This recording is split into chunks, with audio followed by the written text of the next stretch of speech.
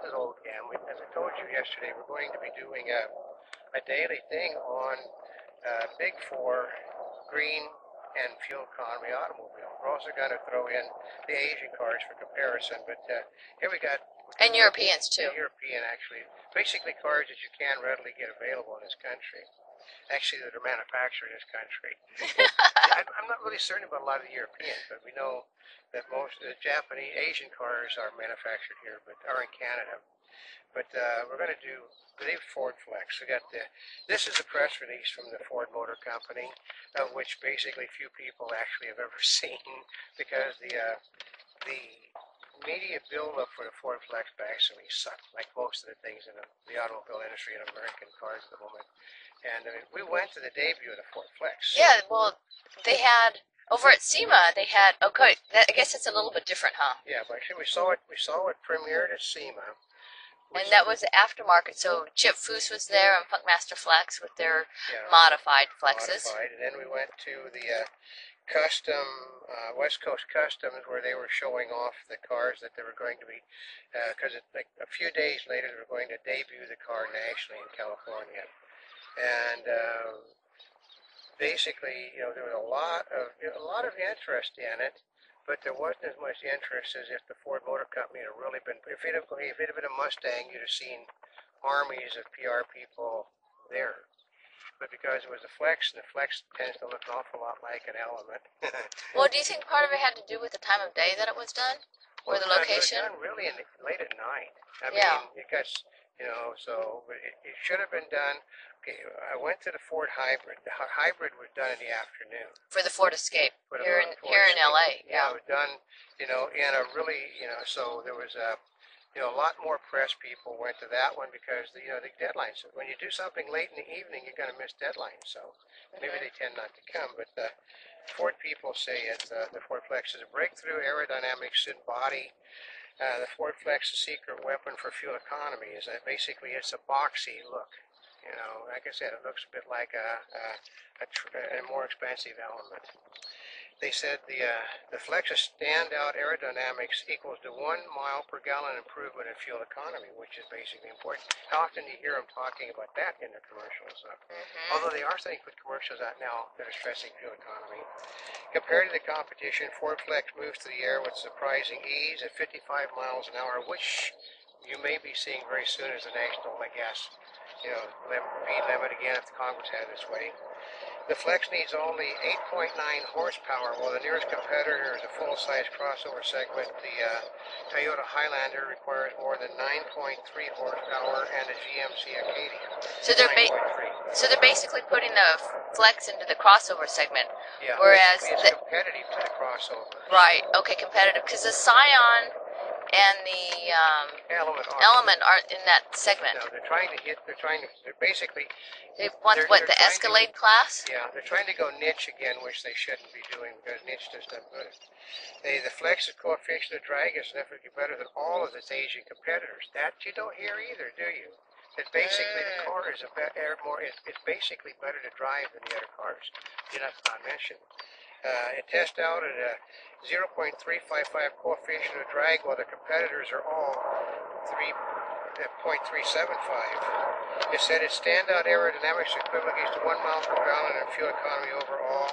It basically 24 miles per gallon highway and 17 miles per gallon in the city driving. Which is pretty decent. That's not even a hybrid. No, it's not even a hybrid.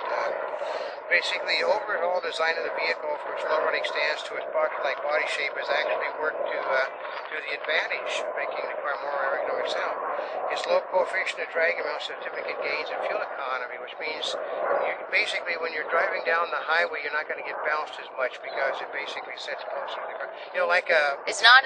It doesn't sit up as high as an SUV. It sits a little bit lower to the ground, but it's not dragging the ground like some of the other vehicles. Like a lowrider, but it's close enough to the ground that the aerodynamics keeps it tight to the ground, which means it's probably less turnover prone than a lot of cars. Oh, which also probably adds to the fuel efficiency, would be my guess.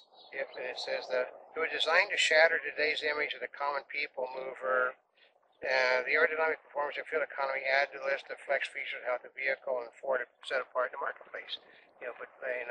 if nobody knows it exists, you're not going to go buy it.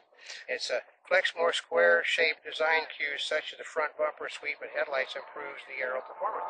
Basically, they're trying to make a box so that the box is actually aerodynamically sound. Well, you know, one of the things, and they probably don't like this comparison, but for example, the Scion is a low-cost vehicle, but they do a lot of customization because it doesn't cost that much. It's a car that basically people buy for aftermarket.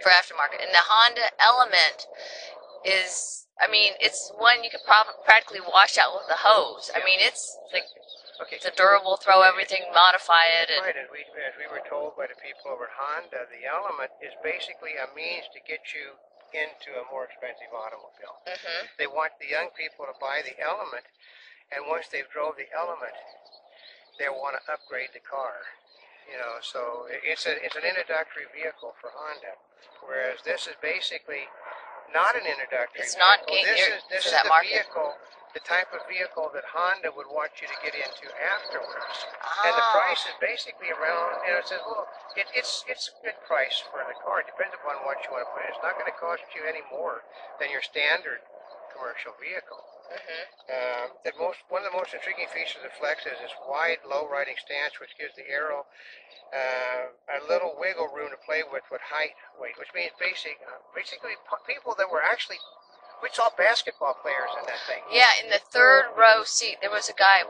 On the video, he's 6.5 feet, so nearly 7 feet tall, in the third row seat. Nobody believed, including him, that he could get in, and he got in, and he's looking at the ceiling. I know, that was pretty amazing. He did not believe that he could get into that car, but he did. The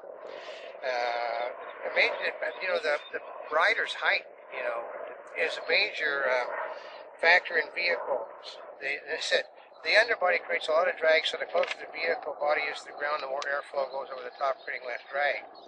Its unique design allows the ride height to be shrunk by almost an inch for a ground clearance of 130 centimeters, the standard for most Ford cars. Basically, it looks lower, and it's not lower. That's kind of interesting. The way it's designed. Well, it is kind of a cool car. In some instances, it reminds me of a Woody. And you know that refrigerator in the back, not refrigerator, well, mini refrigerator in the back seat. It's really kind of cool. Yeah, and it's got all kinds of little toy electronics in it to play with. Well, it's got that Microsoft Sync. What was it? Microsoft Sync. Yeah, it's the thing that they're plugging on almost all their more expensive vehicles. Basically, the Ford Flex is a product of Ford trying to think out of the box. They said that new customers will reap the benefits with a fuel-efficient people mover that dares to be different. See, they're referring to it as a people mover now, not as an automobile, but a people mover. This is, the car of the future, but if you don't know it exists. Well, I thought it was a really cool car, in fact. So that could be. Tomorrow, Not a Spring Chick will be bringing you her, gas-efficient automobile. For now, this is Old Cam. And this is Not a Spring Chick in the background.